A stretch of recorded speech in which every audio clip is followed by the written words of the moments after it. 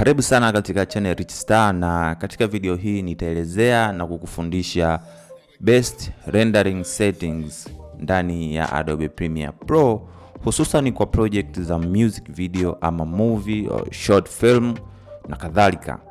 So katika video hii nitaelezea vitu ama settings muhimu za kuzingatia, kwa sababu wengi tunafahamu rendering ama exporting ni kile kitendo cha kuitoa video yako kutoka kwenye Adobe Premiere Pro ama program yoyote ambayo unaeditia na kuipeleka kwenye format ambayo player ama vifaa vyetu, iwe computer ama smartphone, ziweze kusoma hilo file na kukuonyesha kile kilichopo ndani ya hiyo video. So tunavyokuwa tunafanya rendering ama exporting, kunakuwa na settings ambazo hazitupi kipaumbele, ambazo zinaweza kusababisha changes, yani mabadiliko kati ya kile unachokiona wakati una edit na kile unachokiona baada ya ku-export. So bila kupoteza muda, tuanze. Hapa tupo ndani ya program ya Adobe Premiere Pro, na ili tuweze ku-export video yetu inatakiwa tu select timeline ama tu select preview screen. Kwa hiyo nisha select moja wapo kati ya hizi, kisha nitaenda file, export media. Ukishaenda kwenye export media, unaweza ukaona hapa inaleta screen kama hivi. Hapa chini kuna option kwamba source range, kwamba unataka export sehemu gani. Kwa hiyo unaweza ukasema in and out ama entire sequence. Kwa kama unaenda entire sequence, maana yake itaenda sequence nzima, kila kitu kilichopo ndani ya sequence ambayo ni sehemu ya editing. Kwa kama utaselect hapa, hakikisha huku vilivyobaki ambavyo utaki vi exported umevifuta. Ila the best mimi napenda kutumia sequence in and out. Baada ya kuweka hivi, tutaenda kwenye settings zetu huku ambazo tunatakiwa tuzingatie, ambacho cha kwanza kabisa tunasema format, tunachagua H264 ambayo hii kwa lugha rahisi tunasema ni format ya MP4. Na sehemu inayofuata ni hapa pameandikwa output name, maana yake sequence bla bla bla, pamoja na rangi hii ya wino wa blue. Kwa ukiselect hapa, maana yake unaweza ukachagua location ambako unataka usave project yako. Kwa mfano mimi nitaselect folder, kisha nitaenda save kama hivyo. Unaweza ukaona imeandika jina hapo. Sehemu inayofuata, hizi ni maelezo, lakini sehemu inayofuata kuna export video na export audio. Manake ukitick zote, manake video yako itatoka ikiwa na audio yake. Ukitoa tiki kwenye audio mfano, manake video yako na export inakuwa haina audio. Kuna baadhi ya video unaweza ku-export ukawa unasema yes, sitaki audio. Umeona vitu kama hivyo. Kwa mimi nitatia tiki kwa sababu nahitaji audio iwepo. Tukija hapa, kuna tabs nyingi. Kuna effects, kuna video, audio, multiplexer, caption, publish. Kwa kesi yetu kama hii, tutacheza tuna tabs mbili, video na audio. Na kama labda tungekuwa video yetu ina caption, tungecheza na tab ya caption. Kwa hiyo sisi tutacheza na audio pamoja na video.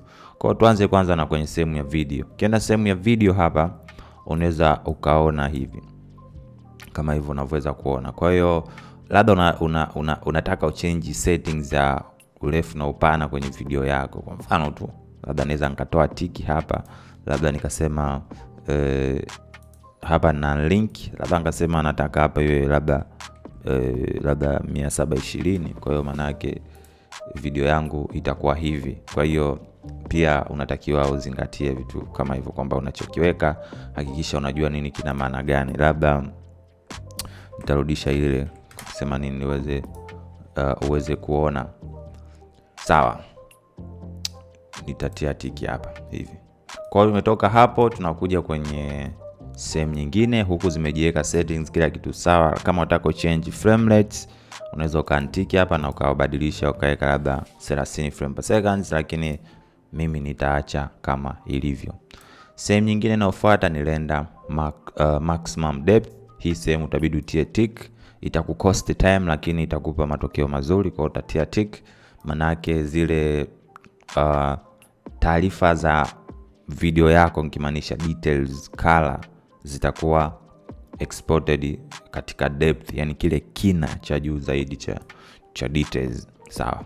Kwenye performance encoding settings unaweza ukachagua hapa. Hapo unachagua je, video yako ufanye exporting kwa kutumia processor ama ufanye exporting kwa kutumia GPU. Kwa hiyo mimi nimechagua GPU na inarenda faster na nafurahia matokeo yake.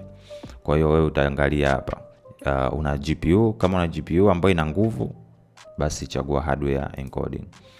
Kingine ambacho ni muhimu sana ni swala zima la kwenye bitrate settings. Sasa kwenye bitrate settings, bitrates ni kama kile kipimo cha details za video yako kwa ujumla, maanisha kwenye rangi, shadow, highlights, exposure, vikolokolo vyote kwa ujumla vinakuwa vinapimwa na kitu kinaitwa bitrates. Kwa hiyo bitrates zinavyokuwa nyingi maana yake compression yake inakuwa ni ndogo, na compression ikiwa ni ndogo maana yake kila kitu kinatoka katika quality ya kutosha. Kwa hiyo kuna CBR, VBR pamoja na VBR 2 passes, umeona. Kwa hiyo kiufupi kwa haraka kwa lugha rahisi ni kwamba VBR 1 na 2 ni kwamba VBR 1 inafanya process moja ambayo ni hiyo rendering, kila kitu imechanganywa humo. VBR 2 process ya kwanza ni kuanalyze kila frame na process ya pili ni kurenda. Kwa lugha ya kawaida ni kwamba kuna mafundi mawili. Fundi mmoja ukimwambia tunataka unishonee nguo, yeye anakushonea tu nguo. Ukimwambia nishonee suruali, yeye anakushonea hapo direct. Lakini fundi wa pili ambaye ni VBR 2 passes, ukimwambia nishonee nguo, cha kwanza anakupima kuhakikisha kwamba anapata vipimo sahihi kutokana na mwili wako ili akakushonee kama ni suruali ama ni sketi ambayo ni sahihi. Kwa hiyo tutaenda kwa VBR 2 passes, manake passes ya kwanza ina target bitrates, afu process ya pili ina maximize katika maximum bitrates. Kwa hiyo tunahitaji tulende hivi. Itakucost file itakuwa kubwa, lakini utapata matokeo mazuri. Na kwa nini tunatumia hii? Kwa sababu inapunguza vitu vizima vya compression, umeona. Sawa. Tunakuja kwenye bitrate target max. Bitrate target hizi ni kama nilivyokuambia ni kwamba zinabeba taarifa zote za rangi. So unatakiwa ujue bitrate ipi unatakiwa uweke ili ambayo ni target ambayo itakupa matokeo mazuri. Kwa mfano tu platform ya YouTube ukiupload video ina compress mpaka 50% ya bitrate, na bitrate zinavyokuwa compressed zinavyozidi kupungua maana yake quality pia inakuwa pixelated, inapungua. Kwa hiyo ili kuepuka tatizo unatakiwa ufanyeje? Uexport katika quality kubwa zaidi. Kwa mfano mimi nimeona video nyingi ambazo nikiexport katika bitrate ya 24 inakuwa na quality nzuri, lakini nikipeleka YouTube hiyo 24 itagawanywa karibia mara 2. Maana yake video yangu nikiplay kwenye kompyuta ina quality, lakini kwenye YouTube haionekani na quality kwa sababu imekatwa karibia nusu ya bitrates. Kwa hiyo kama ili ni kwa mahesabu ya haraka wanafanya vipi? Nachukua ile namba naizidisha mara 2. So bitrate ya 24 ukizidisha mara 2, ambayo najua YouTube watatoa asilimia 50 ya hizo bitrate 24. Kwa hiyo anazidisha mara 2 napata 48. So napendaga tu kuandika namba rahisi ambayo ni 50. Kwa hiyo naweka bitrate 50 na unaweza ukaona hapa file imekuwa kubwa, lakini ukiupload kwenye YouTube au kapeleka kwenye platform nyingine huko, file yani video yako unavyoiona kwenye kompyuta ndio itakuwa inaonekana hivyo katika kompyuta yako. Sawa. Kwa hiyo hapo kwenye video kwenye hivyo vitu vya msingi tumemaliza. Nitaenda kwenye audio. Kwenye audio weka ACC audio format ni nzuri, acha kama ilivyo hapa kama kawaida hivyo. Stereo utaacha kama ilivyo. Quality kila mtu anajua, hatuhitaji low, hatuhitaji medium, tunahitaji quality maximum. Na kwenye bitrate 320 ndo maximum setting na ndo the best. So kwenye sample rate na bitrate tutaacha bitrates kama unavyoweza kuiona. Hapa tunakuwa tushamaliza kwenye sehemu ya video na audio kama unavyoweza kuona, na tutakuja kwenye sehemu nyingine.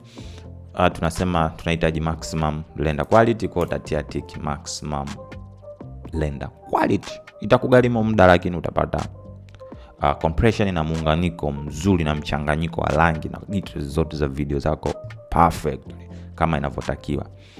Kwenye use preview inachanganya kidogo, lakini kiufupi ni kwamba unapo play video kwenye Adobe Premiere Pro wakati una edit huwa inalenda background, inalenda. Ndio maana kuna muda Premiere inakuwa inaganda, maana inafanya rendering file zako afu inaviweka kwenye folder ambao ni temporary. So unapofanya exporting, Premiere Pro inakuuliza unahitaji usilende zile sehemu ambazo tayari tulikuwa tunazilenda wakati una edit. So ukitia yes, katia tiki, manake utapunguza rendering time.